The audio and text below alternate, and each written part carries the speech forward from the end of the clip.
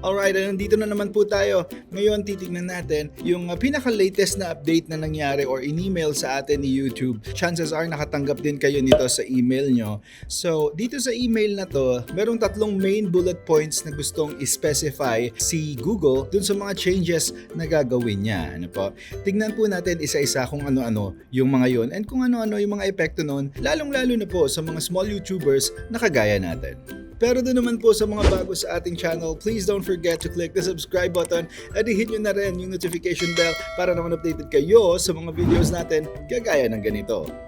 Hindi ko na po babasahin in detail yung first paragraph, pero tingnan natin isa-isa kung ano yung mga pinaka-importanting points na sinasabi dito ni Google.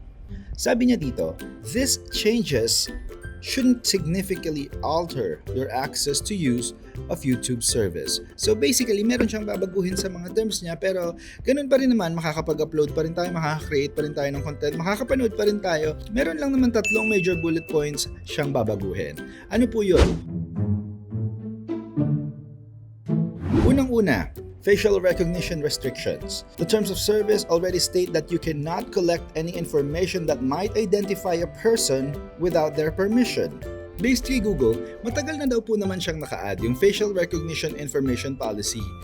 Mas pinaigting o mas pinalalim or mas kinlarify lang nila yung definition. Isang example po nito basically is yung hindi po tayo pwedeng basta-bastang mag-capture ng tao, no, nang walang consent nila. Pero, ang tricky part dito is, since vlogger tayo, lalo na po yung mga nasa travel vlogging, paano yun halimbawa kung may nahagip kayo, no? May nahagip na tao, may dumaan sa likodan nyo, or meron kayong kinukuha ng scenery. Ngayon, ang mangyayari po dito, itong taong to na nakuhanan nyo, meron po siya ngayong right to enforce yung privacy niya. Like for example, sasabihin niya or magre-reach out siya kay content creator, no? Content creator, delete mo naman yung mukha ko, ayoko niyan. So, pwede niyang gawin ngayon yun. Again, pinapatupad po ito ni Google kasi gusto niyang i-reinforce yung right to privacy ng bawat individual sa atin. Ano po? Ano ba yung pwedeng example? Halimbawa, no? Meron kayong ka-date. Ayan. Halimbawa, meron kayong ka-date. Kahit na naka-lockdown. Halimbawa, meron kayong ka-date. Kaso, nakuha na kayo ng vlogger. Tapos, so napalabas sa YouTube, no? Kaya na-share sa ibang platform, Facebook. Tapos nakita ngayon ng girlfriend nyo o misis nyo.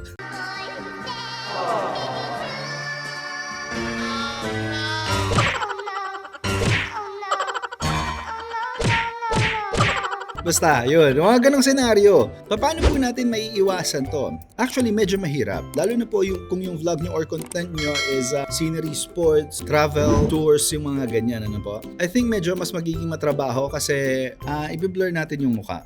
But then again, hindi siya requirement. Ano po? Hindi siya requirement. Ini-enforce lang to ni Google para sa protection ng bawat individual dun sa right nila sa privacy. Yung second bullet point naman po, YouTube's right to monetize. Ano po yun? Tignan natin. Sabi niya dito, YouTube has the right to monetize all contents on the platform and ads may appear on videos from channel not in the YouTube Partnership Program. Ibig sabihin, pwede kang magka-ads kahit hindi ka monetize. Anong mangyayari? Hindi na po ito bago. Ginawa na to ni YouTube sa US. Of course, US-based company si YouTube. So, pag merong bagong testing, merong bagong rollout, i-expect na po natin na sa US unang-unang magaganap yun, di ba?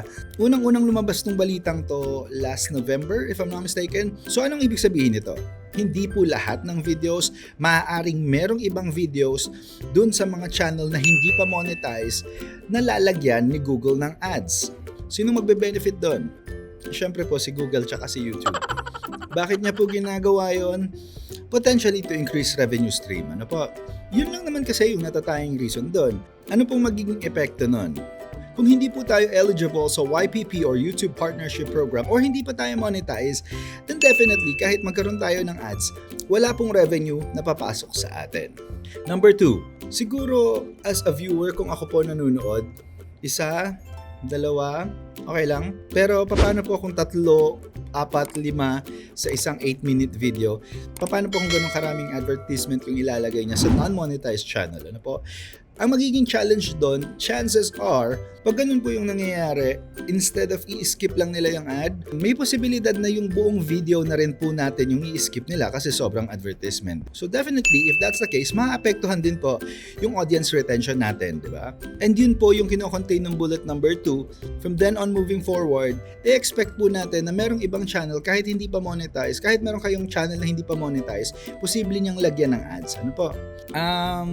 Comment nyo po sa baba. Sa tingin nyo po ba, fair na lagyan ng advertisement yung mga videos natin kahit hindi pa tayo monetize pero wala tayong kikitain? What do you think? And third bullet point, ano po? Withholding tax. Ngayon, early this year, nag-email na rin po sa atin at pina-accomplish na tayo ni Google ng tax form. So, nire-reinforce na lang po ulit, pinapaalala niya lang po ulit na this policy will be in place effective ngayong June 1. Kaya po, kung hindi pa tayo nakaka-fill out ng ating mga tax form, simulan na po natin. Kasi ang ikakaltas sa atin ni Google pag hindi tayo nag-declare ng tax natin is yung maximum. Ano po? Kung hindi niyo po alam kung saan kukunin yung tax form na yun, lalagay ko po sa baba yung link sa may description section. Please check it out. And afterwards, makalampas ng June 1, kung patuloy pa rin po tayong gumagamit ng YouTube, patuloy pa rin tayong nag-upload ng content, automatic po, ibig sabihin, nag-agree tayo dun sa bagong terms of service ni Google. Tingnan po natin kung ano yung mga reaction nyo dito sa mga terms of service ni YouTube. Ano po? Comment nyo po sa baba. Una, tingin nyo ba dapat maging ganun ka sobrang higpit or meticuloso si Google? Pangalawa, yung paglalagay po ng advertisement dun sa mga non-monetized channel pero wala silang sasahurin. And pangatlo, sa tingin nyo po ba dapat tinataxan yung mga vloggers? Maraming salamat po sa suporta. I hope meron na naman tayong i-share na bago. Kung natuwa naman kayo sa video natin na to, please don't forget to click the subscribe button at i-hit nyo na rin yung notification bell para naman updated kayo sa mga videos natin kagaya ng ganito. Next week, kita-kita po ulit tayo alas 8:30 ng gabi, oras ng Pilipinas para sa isa na namang video. Mabuhay tayo, Pilipino!